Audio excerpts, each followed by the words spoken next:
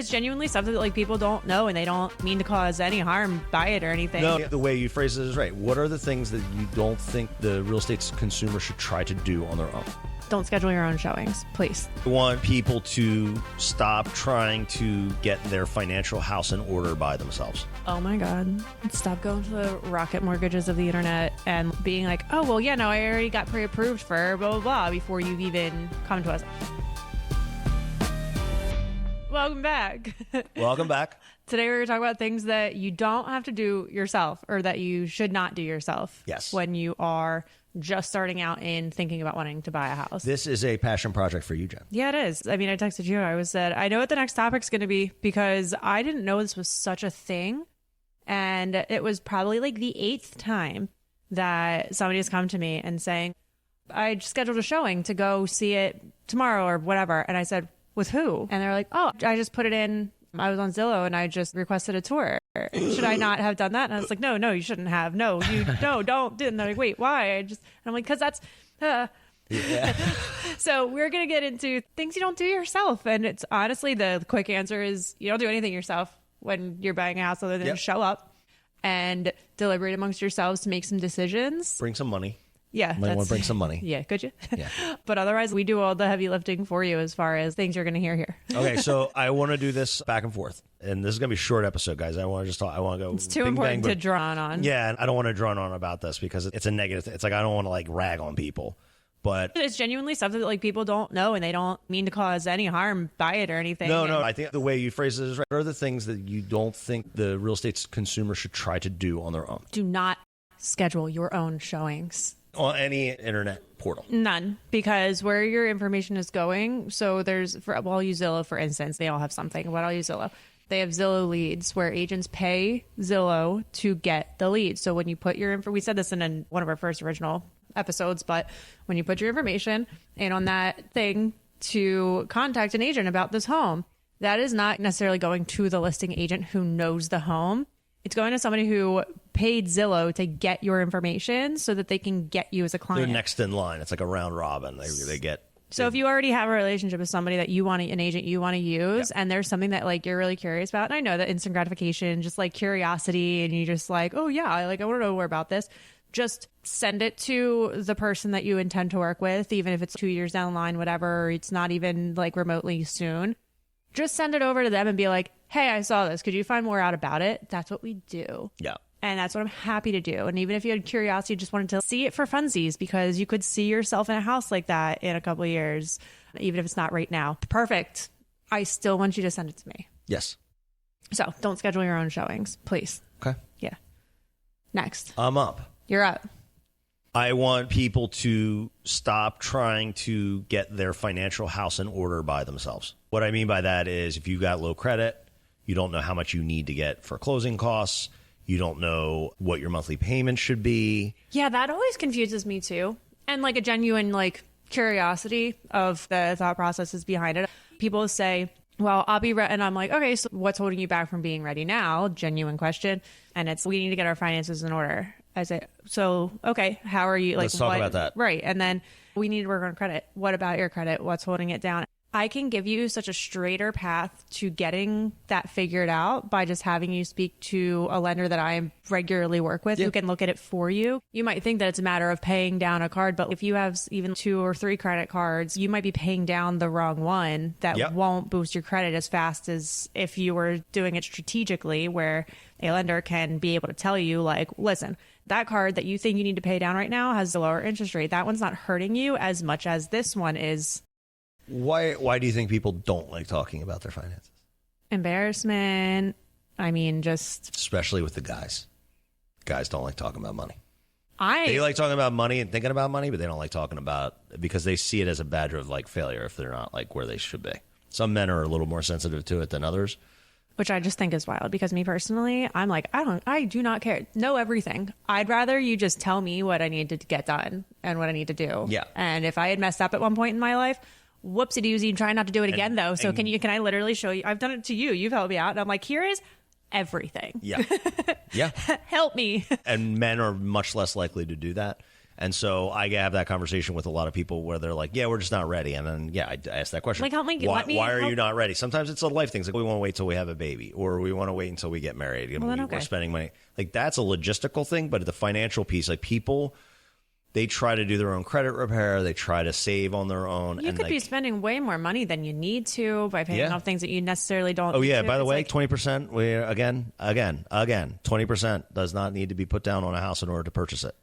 I got that one like 2 weeks ago where it was like, well, I don't have my 20%. I was like, what are you talking about? They're like, oh, no, I need my 20% to put down a house. I said, no. Sends them Millennia podcast. The Millennia episode 1, 8, 9, and 13. No. So at the end of the day, no, it's like, that's the one thing I want them to stop doing. I want them to stop saying to themselves, it's a waste of our time to talk to a lender or talk to a realtor. It's not ever a waste of time. We're working with 2 people, 3 people, where we've gotten them with a lender. We have a plan.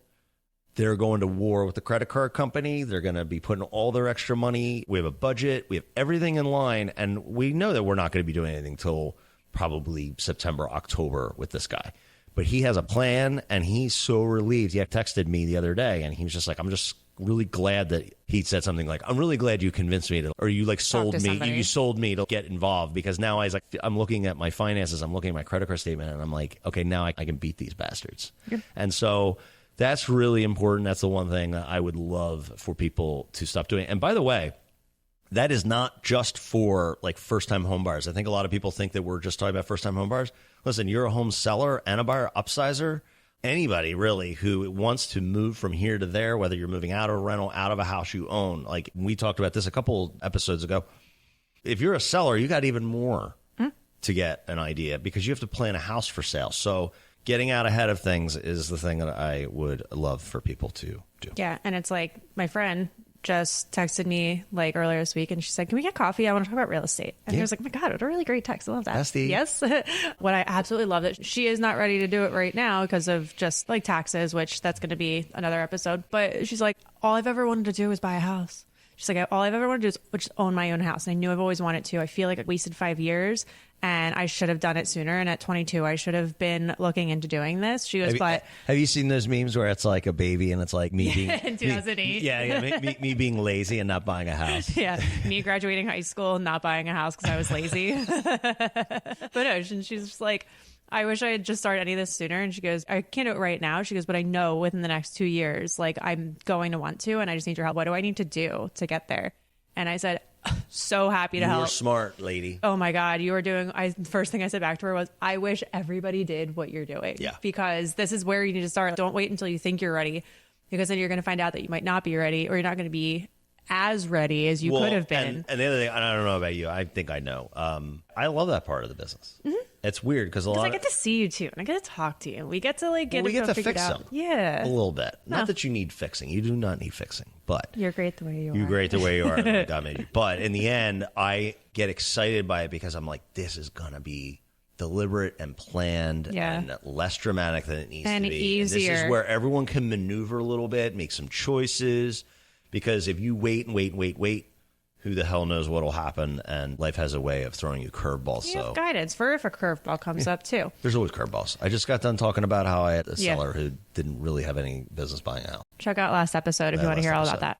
The next one that I want people to stop doing, this kind of goes on that too, is, oh my God, stop going to the rocket mortgages of the internet and being like, oh, well, yeah, no, I already got pre-approved for blah, blah, blah before you've even come to us. I guess that kind of falls under what you were just saying, but stop doing that, because if you don't go to me first before you put your information onto those things, there's this thing called the do not call registry. And if you're not on it, you're about to find out after you put your information those are called? there. They're called trigger leads. Yes. My friend actually works for a company who does trigger leads.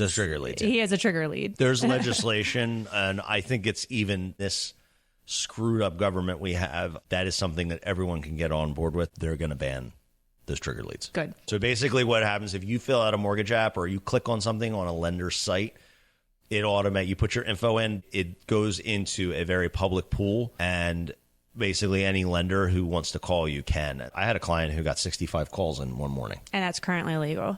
And it's So- currently legal, but they're going to the Federal Trade Commission is going to be tamping that down. So it's good. So anyway, but then the other thing that you do not have to do yourself is you do not have to go to open houses by yourself. It's a nice option. Say we've already gone out before and this ain't your first rodeo. We've already seen a few and there's an open house on a weekend and like we're tied up or something and you just want to pop in to see it, go ahead. But I'm speaking to the people who think they're going to waste our time by even like asking somebody to come with them and they just want to go see a house. Again, this is what we do. We want to go with you so we can help point out some things you may not see yourself or be able to explain certain things or be able to see what you like. Or ask you certain questions. Yeah, and see what it is about it that you do so that I'd rather know that at the beginning of us going in for very seriously start a home search. It's like my homework. It's me being able to see through your eyes what you like and be able to ask those questions kind of like as a preliminary. I don't know why I can't say that. Preliminary. Say it again. No. Nice try. Preliminary. Cool. Show off. It gives me a chance to be able to like ask you what you like about it or what you don't like about it or just be able to do my homework and see what it is that even got you there. So don't feel like you're wasting our time if you say, hey, there's this place that has an open house. I think we're just going to stop by. I want to know what you're looking at. I think it's a good idea to rethink those preliminary steps that you have to take in order to buy and sell a piece of real estate. Preliminarily, it's good. And to be honest, no, I don't get paid until I get to a settlement table. But guess what? I also do this because I like seeing people. And typically, this is like stuff like Solving my friends. problems. Yeah, solving problems. That's a big part of it. I genuinely love the human contact piece of this. I'm a social being. Yeah. Like the part of my job that like I don't love is necessary, but I don't love is anything that involves having to stick my face into my computer for hours at a time. Yeah, I always ask you. You know that. It's not my favorite. I always ask somebody to get an idea of like how they work. I said, if I have a whole bunch of papers and I throw them on your desk, are you excited or are you sad? And your facial expression is, I'm delegating. But our partner Julie, pull up a cup of coffee. She's all about checking and organizing, and that lights her up. That part of my brain is dormant. It's dead. Seth and I just had to put in a weekly block in our schedules on Mondays to work in our office together, separately together. And I was so on board strictly because I said, I'm too much of a social person. Like, I can't just do this stuff by myself, just in a room by myself, because I just will get too unmotivated and distracted from it. So the fact that the part of my job that I love is the social contact and being out in the field and being out in houses and helping guiding and just even like just building relationships with my friends that are coming to me to do this. That's the best part. Part of marketing is like taking people out, coffees, whatever. If I reach out to you and okay, let's get together. It's not a business pitch. It's a, I hope you do use me when you do go to buy a house, but also I get to do this as my job. I get to hang out with you. Yeah. That's so awesome because I want to. And now it's part of my job that I get to. Extension of that is that we become friends with pretty much everyone we do business with. Yeah. So, you just become friendly and you go through a shared experience. That's what happens. I've got a final one. Ooh, we didn't talk about it before we went on camera. Yes. I'm pretty sure we did. Okay, what is it? I want people to expand their idea of what is possible, not in terms of buying and selling a home, in terms of what kind of a house you are looking to buy. So some of the strategies need to change because the market is a little different. And obviously affordability is more of an issue now. I'm talking mainly to like the first-time homebuyers and the upsizers about you have to rethink a little bit about what is possible for you and like where you can find happiness. I think a lot of people come into this process and this is the house I want and this is the only way I can do it and this is it. So but things that they don't have to do themselves. Creative. It's getting creative. But it's stop thinking that it has to be this way because your parents did it or your best friend from college did it this way. Or you have this, so now you have to do that. It's just opening up your mind about what is possible and allowing a good realtor or anybody in the real estate space, including a lender, maybe rethink about, maybe you don't put quite as much money down, or you put more money down, or you don't buy in that area, but you buy in this area. And just being open-minded, because sometimes we get these buyers that come in and they're like, this is the only place I want to live. And it's because it's the only place they know. But I have had a lot of success with people where I'm like, why don't you guys, after our showing in the place they have to live in and we're striking out there, I'm like, why don't you just go over to that town and like have a coffee? Just get a feel for the place, get a vibe. And you'll see a lot of times I find that when one side of the couple is from here and the other one isn't. And so like my wife's from North Jersey. I grew up in Philadelphia. When she moved down here, she moved to like right by the town that I grew up in. And she didn't know anything about any of the other areas. it took a long time for us to get out of that space because that was the only place she really was looking, when she only wanted to live there. But then she realized, oh, wow, there's this place is close to highways. Like this place has like a really cool downtown. I didn't know. So that's really what I want for the consumer, is to really think about. So to know that you don't have to try to make these decisions by yourself. Well, no, but just like expanding what is possible and getting creative and trusting your agent and trusting some of the people that do this all day, every day. And by the way, it's not our opinion. It is, let us extract the past experiences of our clients and give them to you. I don't know. It's a fancy way to just basically say, trust our experience and trust the people that have already done this. We have the answer key. We have the answer key. We have the fastest, straightest route from where you are to where you want to go. That's right. Millennia up, baby. Millennia up. We'll millennia up the shit out of you. So that pretty much covers it. It's an all-encompassing saying that you do not have to make these decisions yourself, and you're not intended to. And none of this was even made for you to do it yourself. And I know there's this narrative how it's so much harder than it's ever been. This is what we're talking about, guys, is evergreen, meaning it's always been the case. Yeah. Forever. Don't go do your showings yourself. Yeah. And always, you don't have to go to open houses by yourself. And always, you do not have to go shop around lending yourself. Get an opinion first and then feel free to go shop around to what you're comfortable with. But you don't have to start. And I do not encourage you to just start anywhere and just aimlessly. Yeah. And that goes double E for sellers. So if you have a house that you want to sell and you want to move into, that's a jigsaw. It's definitely a puzzle. And getting all those pieces in place is super important. Otherwise, you're going to be spinning your wheels, or you're just going to get apathetic and disengage and just say, the hell with it, honey. This is good enough. Yeah. It's not good enough, Jen. Because I'm never good enough. All right. All right. So yeah, don't have to do it yourself. Please just talk to somebody, even if you have the thought. So on that note, see ya. Later.